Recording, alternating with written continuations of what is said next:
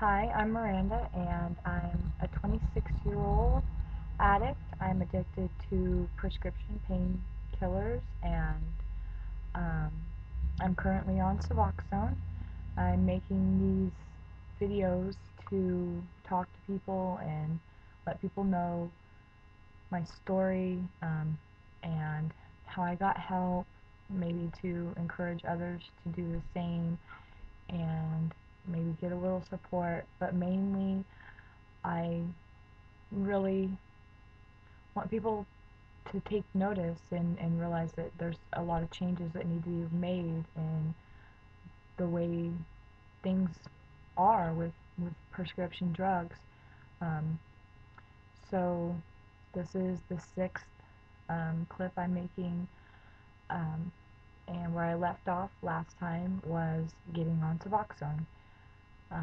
I got on Suboxone on July 20th of 2009, and today is January 5th of 2010.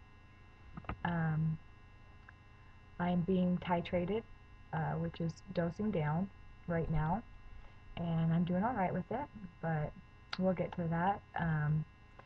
I got on Suboxone in July, and I started school in September, and at first I wanted to be a math teacher for a long time, for high school, and I started going to school with that in mind, and since then I've had a little bit of a change of heart.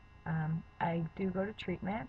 I started off intensive outpatient, 3 times a week, and meeting with counselor twice a week, so it was intensive. And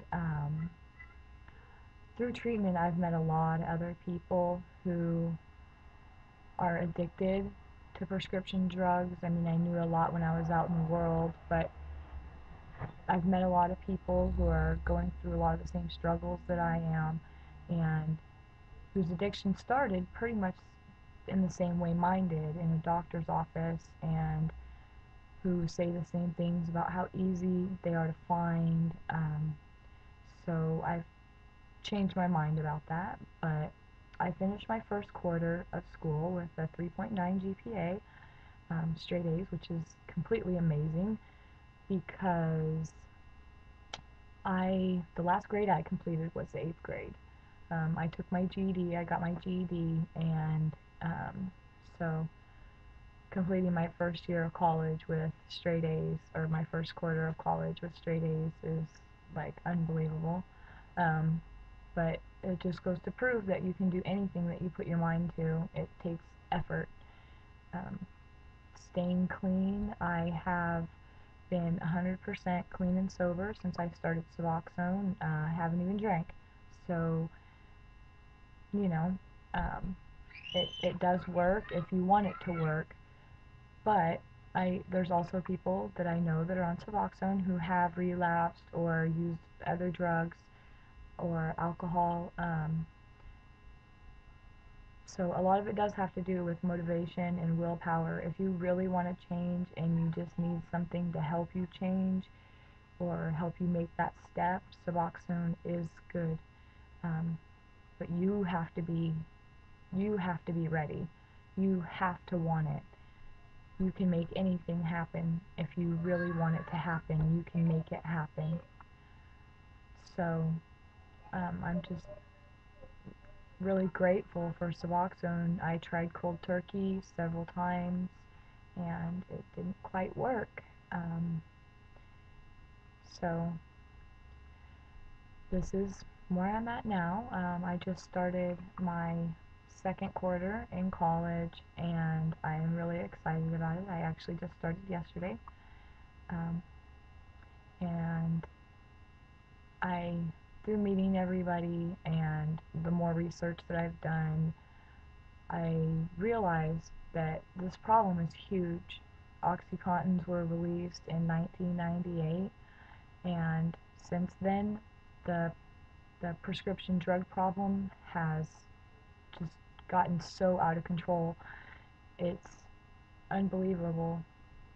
I Don't know how the pharmaceutical companies did not see this coming. Um, Maybe they did, maybe they counted on it, who knows. But I do know that something needs to change. I was watching the ad, like the commercial type ad thing on YouTube for oxycontin, and nowhere in the whole thing does it say anything about it being addictive or that you could get addicted. Those words, or even dependency, are not in there at all, and it outrages me. I can't believe that with the information that they're giving, that they're not giving that information, which is very pertinent. Um, I know that had I known that prescription painkillers were addictive when I started taking them, I don't think I would have gotten this far out of hand. And, um, like, if if my doctor had told me that I was addicted when he realized that I was, then I wouldn't have got this out of hand. But he didn't. He just dropped me, dropped my whole case, and that's what happens. And it's unbelievable. It's outrageous. I They're willing to cause this problem, but they can't fix it. Maybe it's a liability thing. Maybe they think they could be sued for liability reasons for giving them to you in the first place and then continuing to give them to you when there's really not any signs of any real problem, and then you become addicted. I don't know um, what their reasoning is.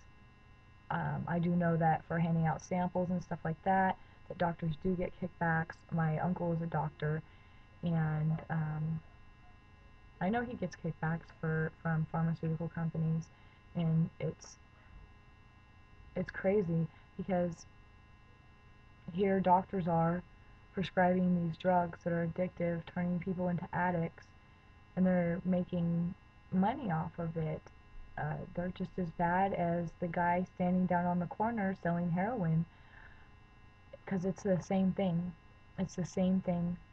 It gives you the same effect, and it has the same withdrawal symptoms. It comes from the same plant, or is synthetic synthetically based off of the same plant, and somebody needs to do something. I know that there's companies out there that are doing things, and I want to be a part of it.